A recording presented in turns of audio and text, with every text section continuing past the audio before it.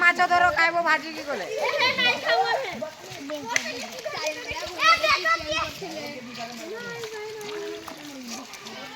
দেখলো নাଳରେ କେତେ ପାଣି ସେ ଡ୍ୟାମରେ କେତେ ପାଣି हेलो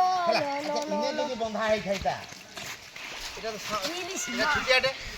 କି ନାଇଁ ପାଣି ରହିଥାଇତା ଇନେ ବେଶୀ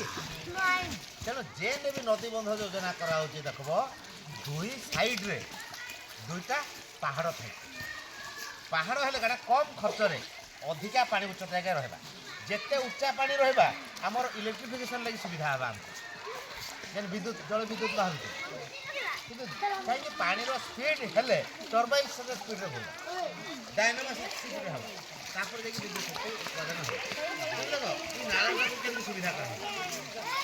ବୁଝିଲେ ତ ଏଇ ବୁଝିଲେ ତ କେତେ ବୋଲିଆ ତୁଇ ପିଉଛୁ କହ ଆର ନାଇଁ ଆସନ୍ କେହି ବୁଝିଲା ତ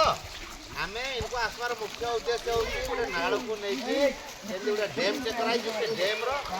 ପାଣି ରହିଲେ ଆମର କାଣା କାଣା ସୁବିଧା